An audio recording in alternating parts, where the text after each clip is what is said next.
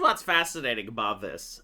Censorship online has been so normalized that most people actually accept it now, and some even demand it. But I remember back in the day, in 2016 or so, the idea of a free nation censoring the public was a little bit unthinkable, because by definition you cannot have a liberal democracy if people aren't allowed to express themselves.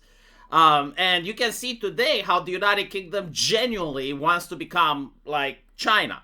And I'm saying this because I've read the leftist articles in regarding to the Belfast riots, and both the BBC and the Guardian, when a lot of British politicians were absolutely livid that an invention in 2026 allows an adult to film footage in real life and then upload it to other adults. Like, that is what upset them over the case of a man that tried to decapitate another British person. It wasn't the act itself, it wasn't the fact that people feel unsafe, it was the fact that it was recorded, right? So like, the British government would genuinely love if the footage didn't exist. Now, I'm making the comparisons with China because China also wanted the Tiananmen footage not to exist.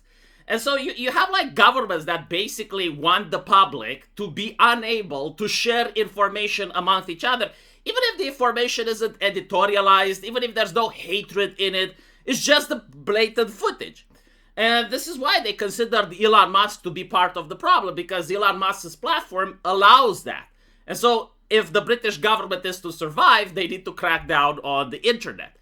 And as you can see, like, this article claims that the United Kingdom free speech crackdown sees up to 30 people a day arrested for petty offenses such as retweets and cartoons.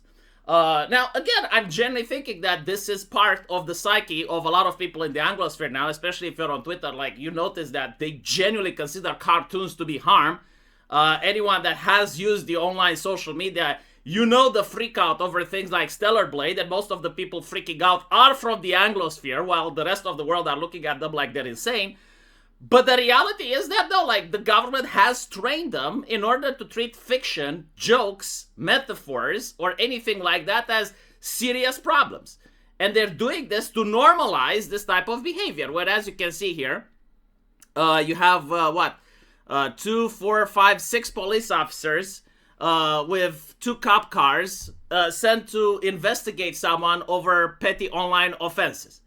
Like, this is not a smart use of resources. It's not a smart use of taxpayer money to deploy so much manpower when you can just summon the guy at the station.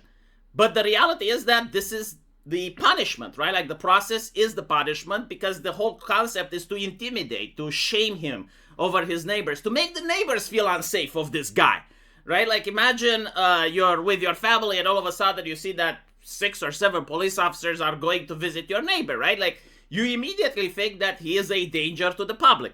And this is exactly why they're doing it, because when I looked at the number of convictions for petty online offenses, they seem to drop.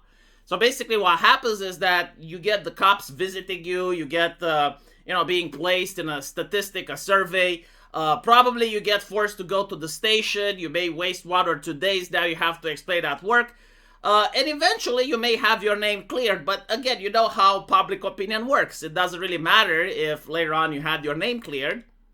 What matters is the fact that you got visited by 6 police officers, your family was now scared, your neighbors are scared, and this is what they're doing. Now, I went to our UK politics, and the reason I did this is because these individuals are extremely left-wing. And you can see from the article being posted that it got downvoted to oblivion. It has only like 40 comments and only 8 upvotes. So like, the overwhelming amount of people here are with Keir Starmer, right? Like, they're joining hands, they appreciate what Keir Starmer is doing for them, and they are showing their loyalty. The reason for this is not natural, right? Like, if you actually go there with anti-British government opinions, you get banned from the Reddit. And so, like, the people here are already filtered. But I'm genuinely curious to see what they think about this. Like, how could they defend it? And as you can see here, how many of these speech crimes are in fact an ex-partner from a violent, abusive relationship harassing or threatening the victim over social media, or an individual engaged in a sustained campaign of racist, homophobic abuse over text or internet that they've taken a dislike to. An individual making graphic, detailed death threats or threats of violence towards others using social media. So, like, they're looking at the article, and already they're going like, well, why don't we assume that the issue isn't serious? And they have absolutely no evidence in order to do this, but, like, this is what they're going with, right? Like, maximum benefit of the doubt for the cold institutions of the state, right? Like, what? It's absolutely fascinating, right? Like, immediately you look at the government and they view it as a father, you know, like someone trustworthy. It's almost like it's their personal relative that they knew for like 10 years now. And it's like, well, I mean, he would never do something bad, right? Like, the government would never just arrest people over petty offenses. Like, surely the offenses are actually extremely serious. It's just that the designation for them is poorly written. Now, notice how none of them would actually say, you know what, we actually need to campaign the government to have, like, stricter figures.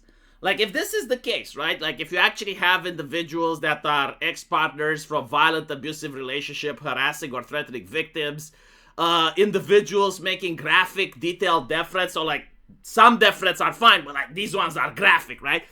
And they're all labeled together, and now the public doesn't know what's what. Wouldn't it make sense to make a campaign then to clarify, right? So, like, the public can see which of these individuals are genuinely a danger to the public versus which are just retweeting stuff or posting cartoons. But, of course, they know what is happening. These are not clueless individuals, but they have to say something in order to not look like tyrants. In fact, the article actually says, what is it about, right? Reading the way they purposely misleading describe Lucy Cornelius' tweets, making the entire article seem untrustworthy, right?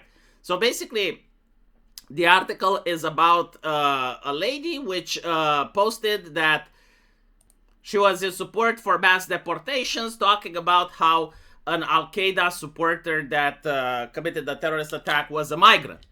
When in fact, right, it showed that he wasn't a migrant. He was a British citizen. His parents were migrants, right? And so the British government was in the right. Well, I mean, if the parents were migrants, but the child was a British citizen, obviously that changes the entire conversation, right? To me, it's very hilarious because China does this as well, and they did it during the pandemic too. To the point where a Chinese dissident was basically posting, imagine you live in a village and you basically tell people that a Siberian tiger is in the woods and you shouldn't go out because it's dangerous. And so the government arrests you, beats the living shit out of you, and destroys your life for lying because the tiger in the woods isn't Siberian, it's Bengal, right? So, like, the difference in nuance isn't that great. But, I mean, it is misinformation, right? Like, the man posted a lie, he was a danger to the public. Notice how nobody is now saying, okay, well, the parents were migrants, the child wasn't, but, like, let's interview the family. Let's see, like, the type of household this guy was raised in. Let's investigate his community. Let's see, you know, what he was being taught. This is exactly how they would behave if this was the case of a right-wing radicalization, right? They wouldn't just leave it at that and say, no, they would be like, let's see what YouTube channels he was watching. Let's see what influencers, did he listen to Nigel Farage, right? So, like, you can see how these people are coping. Like, number one, this is perfectly normal, right? Like, you probably sent 6 police officers because this was an abusive ex that was sending messages to his old spouse. And it's absolutely normal for people to be cracked down for retweeting tweets if they're saying that the killer was a migrant, when in fact, he was just the child of migrants. Like, that changes everything. Right. And so, like, this is the British culture that you can find on Reddit. Let me know what you guys think, and as usual, we'll see each other in the comment section. Take care.